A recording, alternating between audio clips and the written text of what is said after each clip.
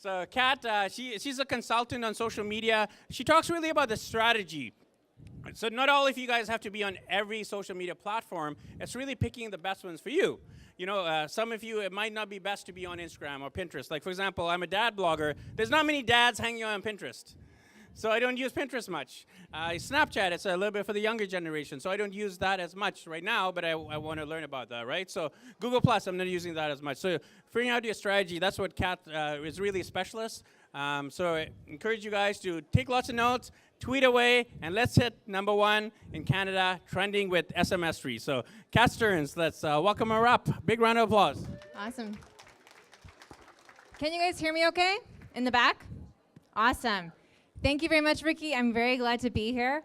So quick show of hands, how many of you are currently using Twitter in your business on a daily basis? Wow, awesome. And how many of you maybe have an account, started it, tweeted maybe once or twice, or are still trying to figure out what the heck Twitter even is? Awesome. Okay, I love it when there's a little bit of a mix because that allows me to hopefully bring some of you that are still confused with it on board to understanding the power of Twitter. And then for those of you that are using it, hopefully there'll be a few things you can pick up from here as well. Just want to make sure we can get our slides up there. Awesome.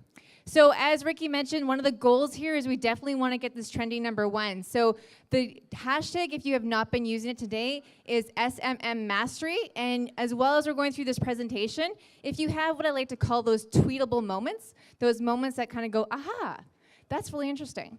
Woo, and I fall off. You can definitely tweet me with that as well too. So this is really an opportunity for you to master Twitter.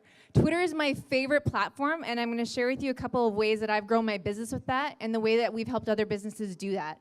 But I'd like to know if there's just a couple of people that just want to quickly shout out what it is that you would like to get from this session as well. So just a couple of people want to shout some. 4,000 more Twitter, okay. Anybody else? Had a dialogue on Twitter, perfect. Ooh, I like it. Fantastic. How to organize Twitter parties. Great. Well, we're going to definitely touch on a lot of those things as well here today. So is it okay if I just give you a quick little snapshot about my story and how I got to be here as well before I step in? I know we have a little bit of time. We're a little bit behind, so I'll be quick. But my journey, I've been in the social world for about 10 years. So I started off in actually the entertainment industry. I worked with a lot of organizations like the Junos, the Canadian Country Music Association, Universal, a number of large organizations. And my job there was to really learn how do you use social. And 10, 12 years ago, it was really Facebook and MySpace. So there was no Twitter. But fast forward, I moved back to BC here a few years ago, and I started working for a corporate company by BC Hydro.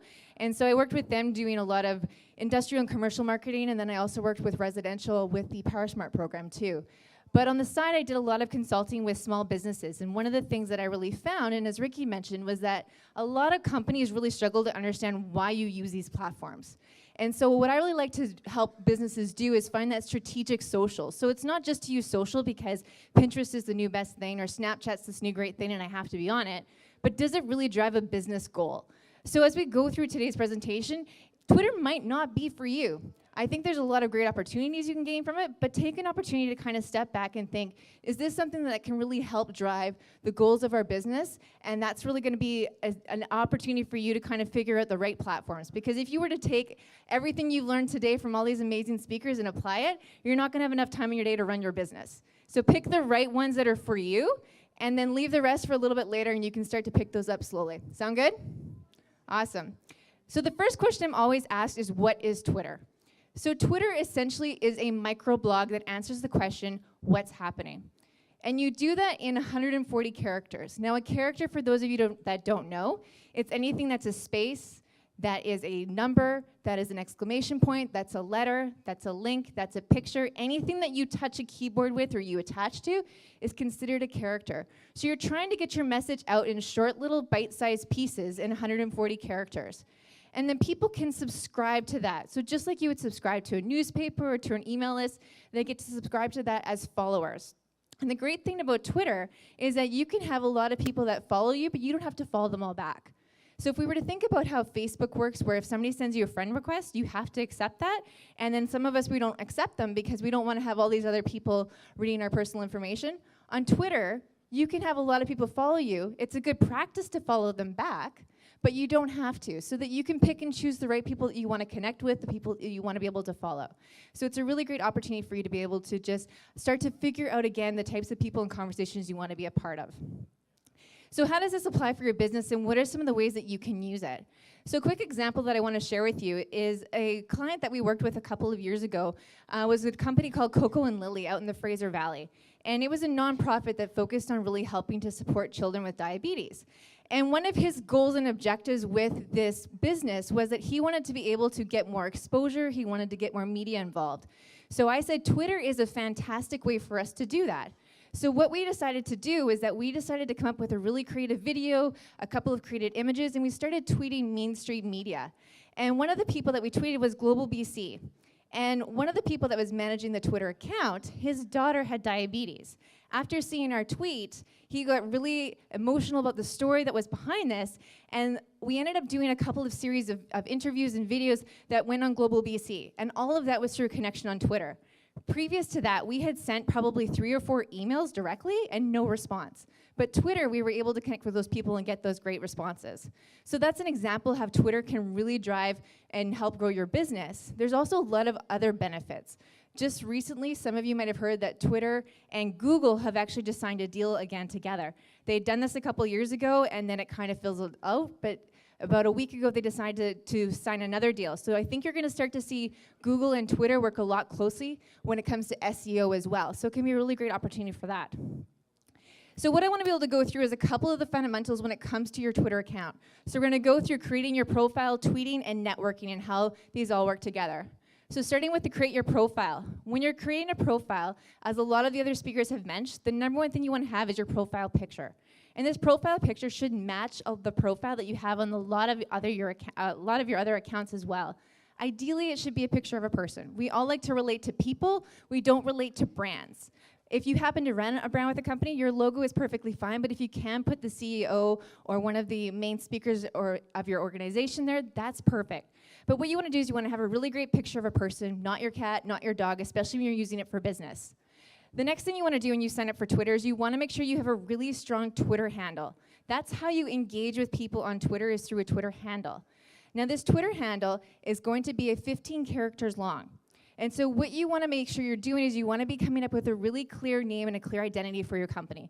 You don't want to be naming it ABC123 when your company is something completely different than that. So you want to try and be consistent. A good tool to help you to find a good way for you to be able to get the same username across all your platforms is a free tool called Name Check.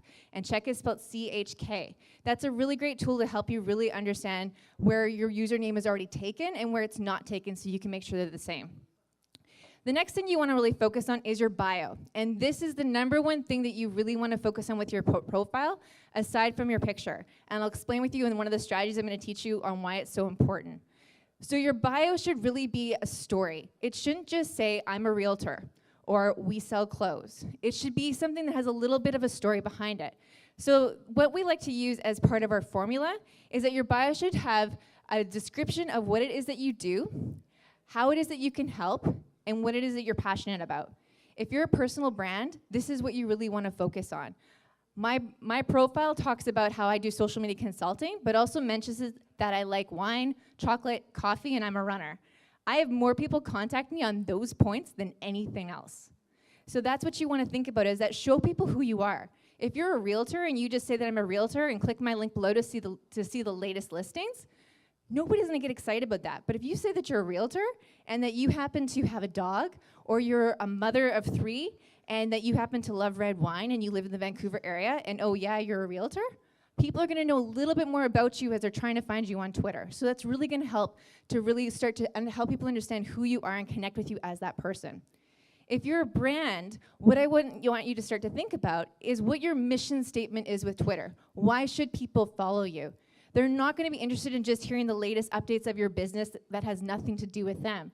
So what we do with some of the businesses as well is we help them put together and craft that mission statement for their Twitter feed. And it could say right in their bio that follow us to receive updates on this, or follow us to receive special discounts and special prices. about telling people why it is that they're going to follow you in addition to what your company does. That way they clearly understand what they're getting, and they're going to be more likely to want to follow you and be a part of that conversation. As well, it's going to help you to have people that maybe are not interested in what you're doing not follow you and have a lot of those extra followers too. So when it comes to after you've created your profile, you're going to want to be able to start to search for people. And the searching is pretty simple, pretty explanatory, but for those of you that want to know, it's just going onto your Twitter profile and going into that little search icon and typing in a name.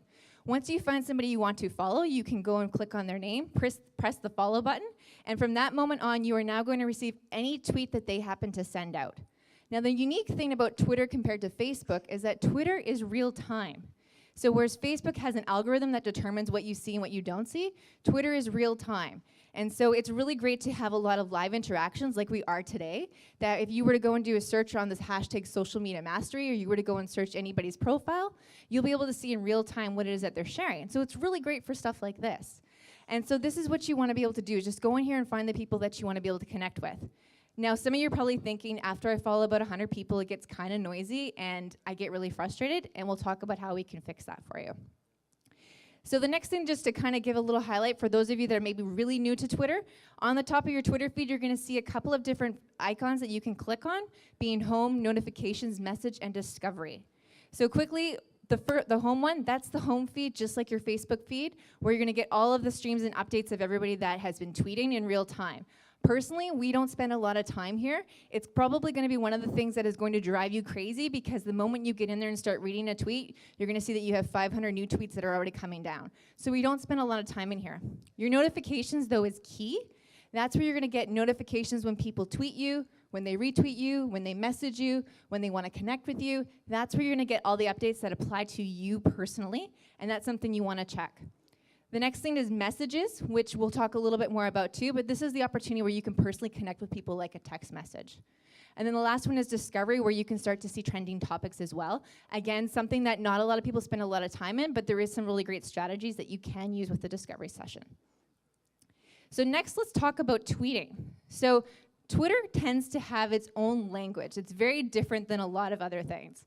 So what we want to focus on is number one is the tweet. So this is simply just sending a tweet out that has 140 characters or less. So again, it can include images, it can include links, it can include PDFs even if you want to. So there's a lot of great things that you can include with that. The best way to be able to craft a tweet is going to be the message that you want to have. It's going to be having a link, and then it's going to also have the hashtags after that. That's the best way to put together your tweet. If one of the words within your message is also the hashtag, you can put the hashtag in there. So just like the tweet I have on this example, where it says get $100 off a ticket to Social Media Mastery February 21st with coupon code Twitter Mastery. So the Social Media Mastery, that one was a hashtag used for this conference. So instead of repeating it, I could put it back in the tweet. But if I wanted to just hashtag YVR, I wanted to hashtag Langley, or whatever your company does, you want to put that at the end of the tweet, just because it's going to read a lot nicer. 80% of people that use Twitter use it on a mobile device. So it's really important to think about that when they're going to be on their phone and they're going to be scrolling through, that they're going to be using it on a really tiny screen. And so you want to make it as visually appealing as possible for people to be able to read it and be able to take the action that you want them to be able to take. Now, the other thing, too, as well that happens with a tweet is a public message that goes out to everybody. So if you have 100 followers, all of your 100 followers will be able to see that tweet in real time. The next way that you interact on Twitter is through what they call the reply. And a reply is a direct message to somebody. And that message, it becomes semi-private, meaning that only people that follow both you and the person that you are messaging will also see that reply. So if you are having somebody tweeting you asking a couple of questions and you're hesitant to reply back to them because you don't want to bombard all of your followers with this information, if you happen to start your tweet with that person's Twitter handle, with the @ in their Twitter handle, you're not going to let all of your followers see it. It's only going to be people that follow both of you, but that person's going to get the notification.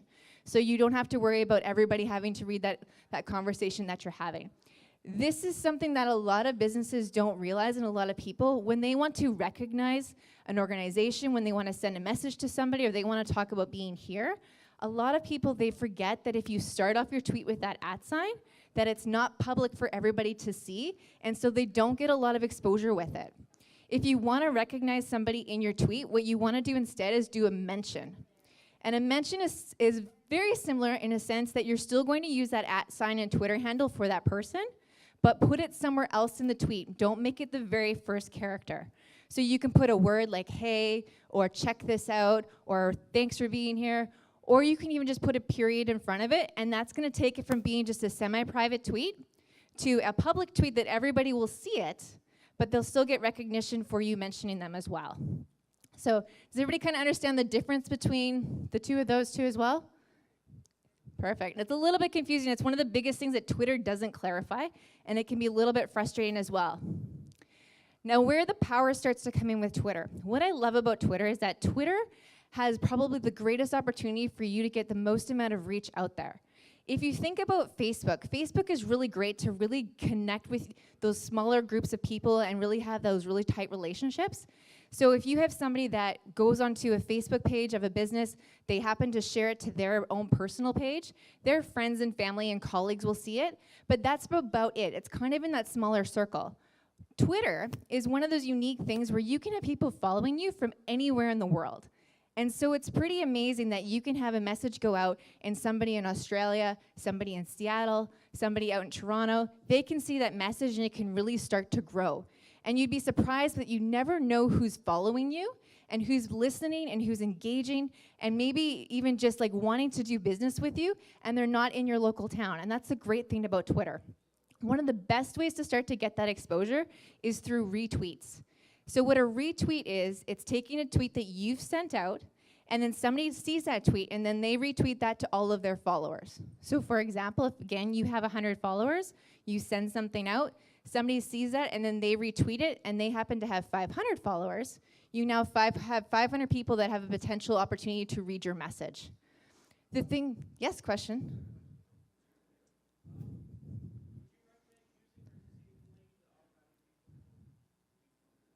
Sorry, could you repeat?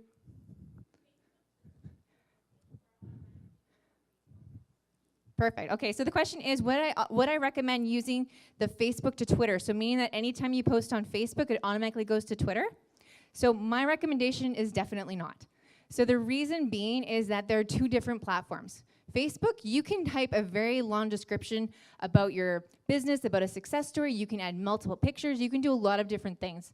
Twitter is very limited.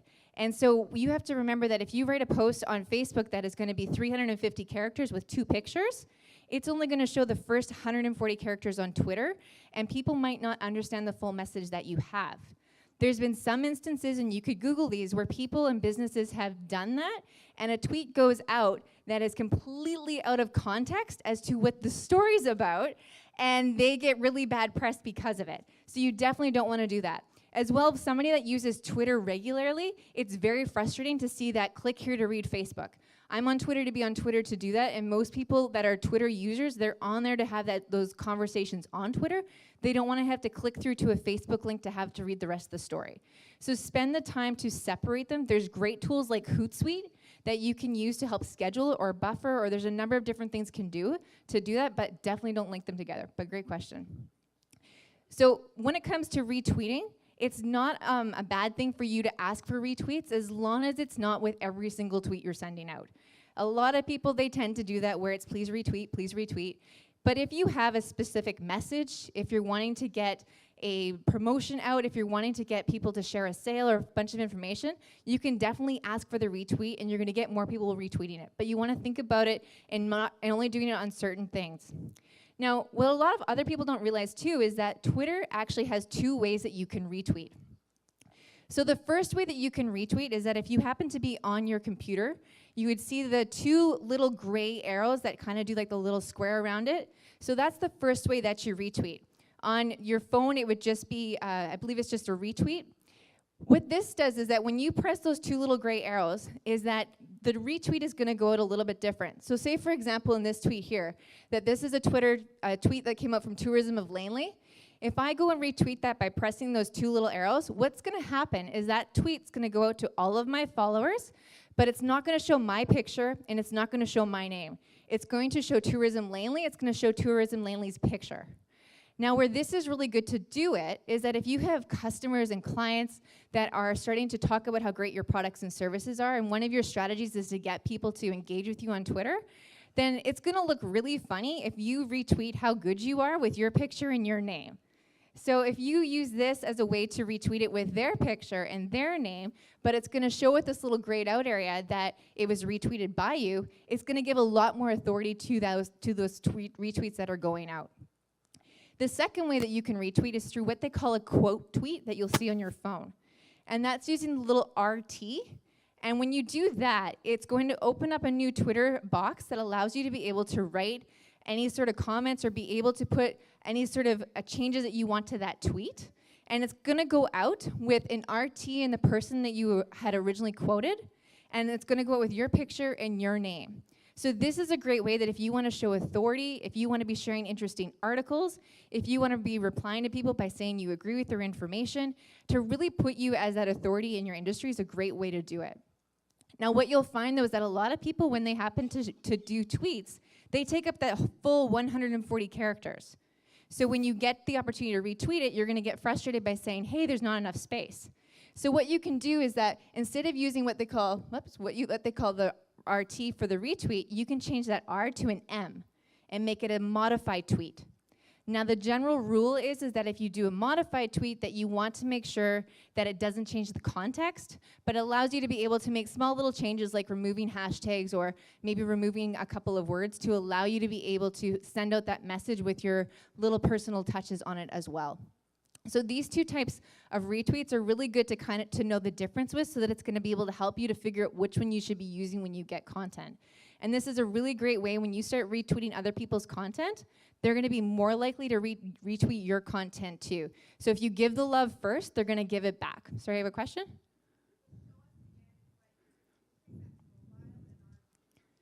So you can do both of them on mobile. So the question is this image on mobile? This image is not on mobile. This one is done from a desktop. But what you're going to do is that on your mobile phone, if you press the retweet button, it'll pop up and it'll say retweet or quote tweet. Got it? Okay, the quote tweet is going to be doing it this way. Yes. Great question. So the question is, how do you count the 140 characters? And the great thing about it, Twitter's going to do it for you. I'm just going to back up here so you can see. So if you look at when you start to craft a tweet, whether it's on mobile or whether it's on your desktop, is that you're going to see this little tiny number here. And here it says 12 and it's in red. That's telling me that I have 12 characters left to use. So once you get down past, I think it's 20 or 15, it's going to go red telling you got to kind of shorten it up. But if you go over, then you're going to see a minus sign and it won't let you send the tweet. So Twitter's going to help you with that as well. Yes, another question?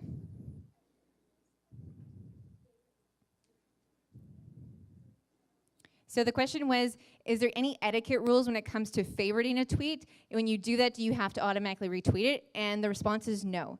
So favoriting, for those of you that don't know, you have the ability to retweet a tweet, or you can also do what they call a favorite.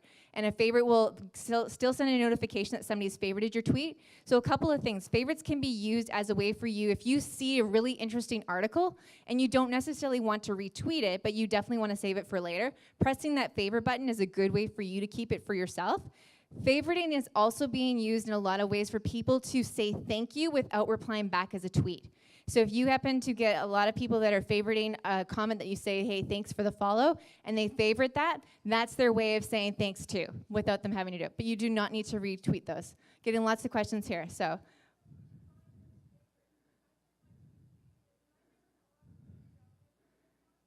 Where you can find them? Are you on a mobile or a desktop? On a mobile? So if you go into your settings, on like the little cogwheel, they'll be in there. It'll say favorite. If you favorite it. If you want to see how other people have favorited your tweets, so if you want to see how other people have favorited your tweets, if you go into the notification center of your phone, you'll be able to see on all those notifications, anytime somebody has favorited, you'll see that little yellow star. That's how you can tell when they favorited your content. Perfect. Yes. So the question is, a photo counts as how many characters? I believe it's 15. I don't know 100% for sure. What you can also do with, and I don't want to get too much into that, but what you can also do with photos is you can also tag other people into it. But I can go into that. So the next way to be able to communicate on Twitter is through what they call a direct message. So a direct message is the opportunity for you to be able to send that little bit of personal information. It's kind of like a text message. So even using the mention or using the reply method, you don't want to be sending your personal phone number or your personal email because it's still out there, it's still public or semi-public. What you can use is you can use the direct mention and the DM factor where you're able to be sending somebody a message and it's going to go into a little bit of a private setting and they'll be able to have that personal conversation. So if you're talking to somebody and they're interested in doing business with you and you want to exchange phone numbers, then you can tell people, why don't you direct message me your content, and then we can go from there. Now, a couple of key things when it comes to direct messaging is that you both have to be following one another. So that's really, really key. So if you're trying to message somebody and you're not able to do it, chances are it's because they're not following you back. But this is something that a lot of companies are really starting to do as part of their customer service. And how many of you love calling into TELUS or to Shaw or to somebody to find out, why your internet is down or why your power's off? None of us like that, right? I love using Twitter to contact them and say, hey, there's something wrong with my internet. Do you know what's going on? And they have got a fantastic system built in where they use direct message to get your personal information. You sign a release form right in the DM, and then they will be able to have a conversation with you right on Twitter instead of you having to call in and wait on the hold for 40 minutes. It's a fantastic tool. Yes? Yes, you both have to be following one another.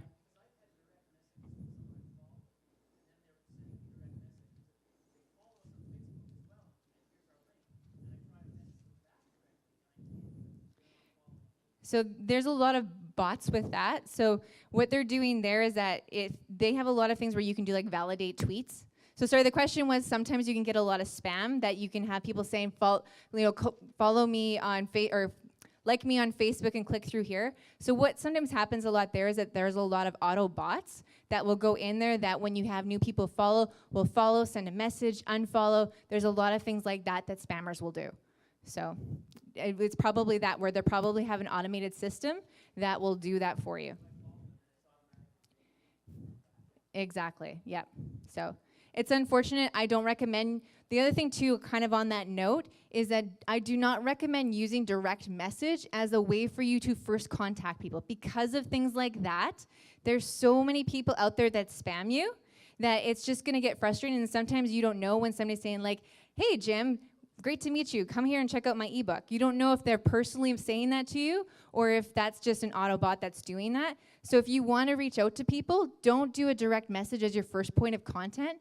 Send them a tweet that says, hey, Jim, I'm going to send you a direct message with my contact information or with some details, because then they're going to know that you've actually sending this from a personal standpoint.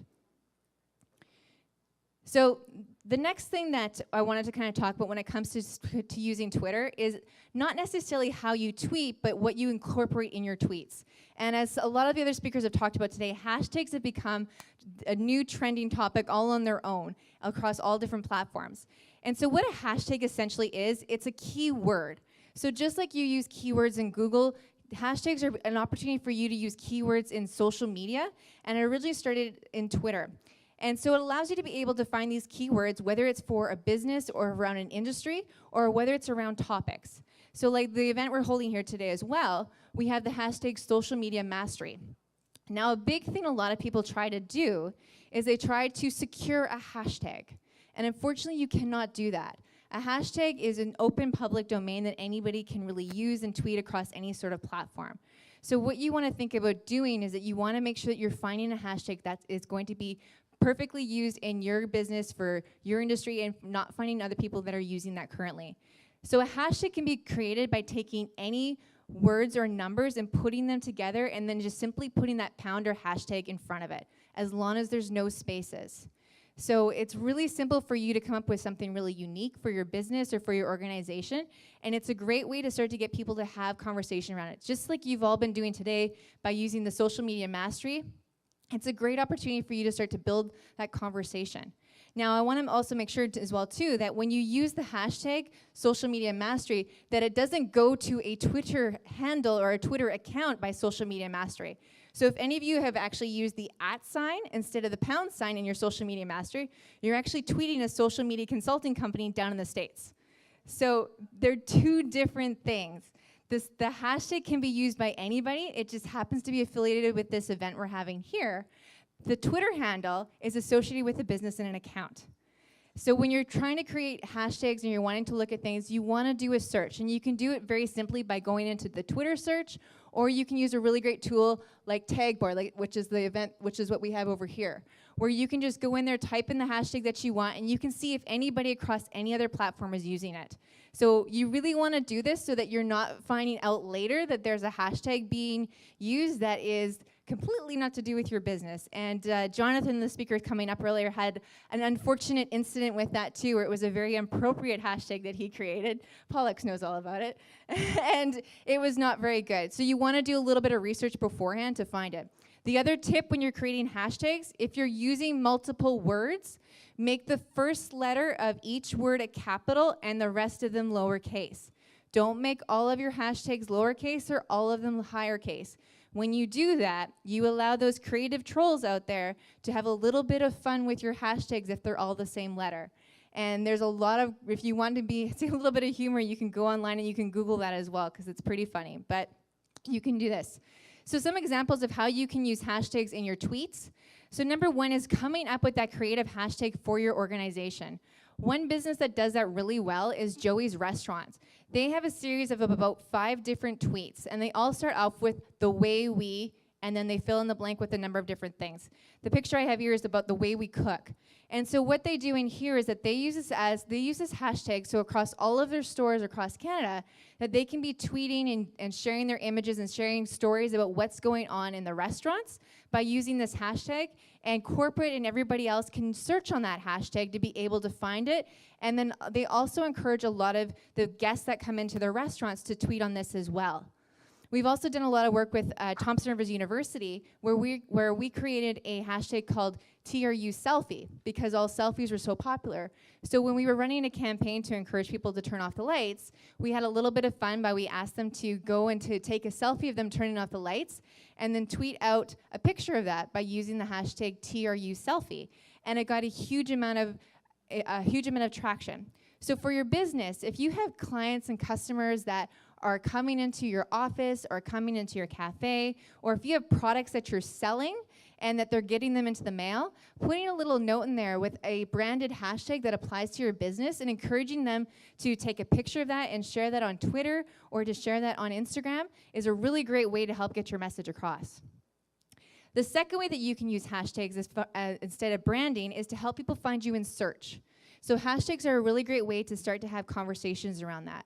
So if you're happening to be putting together an event, or if you happen to be a very local business, or you have a really big sale you're wanting to get across, using hashtags that other people might be searching for on Twitter can be a good way to help people that aren't connected with you to find your content. So some examples might be YVR, Vancouver, Langley, social media, and then whatever your industry is as well too. But using those hashtags help other people that would be also using those hashtags or searching for them to find your content.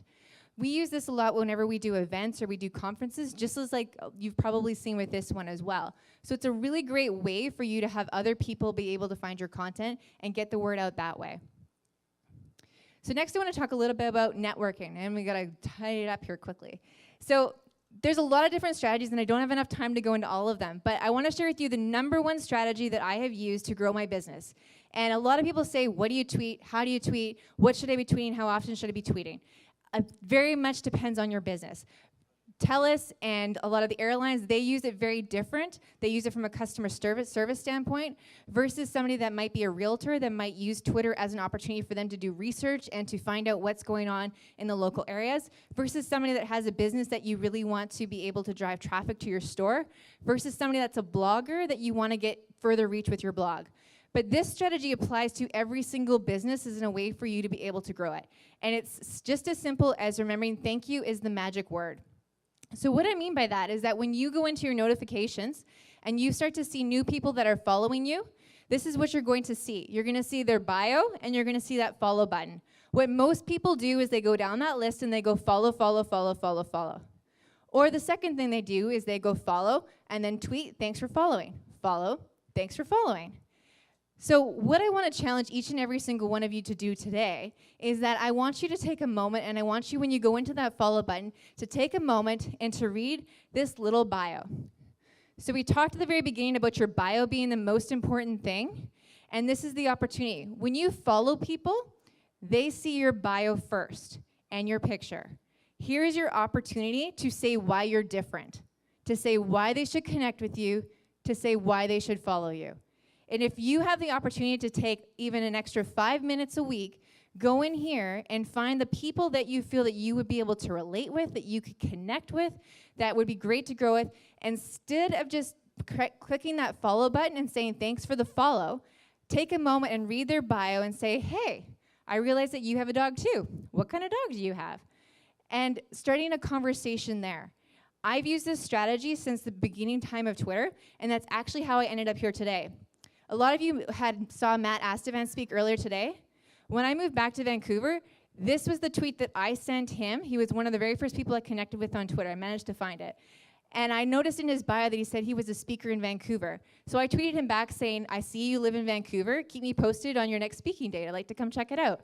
He replied back, told me that he had a speaking gig coming next Monday, and I ended up going there, and I ended up connecting with him. He introduced me to Jonathan Christian and to Katie and to a lot of other people like Ricky, and that's how I ended up here today, was all through that connection. And I've got so many other stories that I can be able to share with that. But this is a real opportunity for you to be able to really connect with people. The last thing before they kick me off here that I want to talk about quickly, because this is my homework for you guys, is Twitter lists. Now, I talked a little bit about you're not going to want to use that home feed as a way for you to be able to always see what's going on. Twitter lists are going to be your saving grace. So Twitter lists, what they are, is they're an opportunity for you to group all of your followers together, and an opportunity for you to just go into that one list and see everybody. So if you made a list that was just about media, or you made a list that was just about other people in your industry, you can go right into that list and just see those tweets and not everything else that's going on. So lists can be either private, meaning that nobody's going to know you have that list, and nobody's going to know you added to them to that list, or they can be public, meaning that they're going to get a notification that they've been added, and people can see those lists. Or if you find another list that somebody's already created, you can just subscribe to it. But what you want to do when you create these lists is don't create plain lists. I will answer your question afterwards. I'm almost out of time, but I see your hand. I will definitely talk to you later. What you want to do, though, is you want to be very creative with your lists. Don't just say, this is my list of clients. This is my list of competitors. This is list of other businesses. Make them very unique. Make them very special. If you were to get added to a list that says my favorite clients, you're going to feel very special about that. So be creative with your list when you're creating them. So my original idea of what I wanted to leave you with today was to walk away from here for creating 3 lists. Because if you create lists, it's going to help you see the value in Twitter when you're just getting started. That paired with making sure that you are responding back to people when they follow you is going to be probably the biggest thing. So my task for you is to be able to take 3 lists and be able to create them on your Twitter account. And because I'm done, I'm not able to give you a little bit of breakout time, so I apologize. But on that note, I really feel that if you do those little interactions by thanking people, it can really honestly lead to big results. Twitter can do amazing things for your business to connect with other people, and hopefully some of the ways that you've been able to learn here of just how to use Twitter to be able to do that has inspired you to take it from there. So on that note, I'll hand it over. Thank you. Check.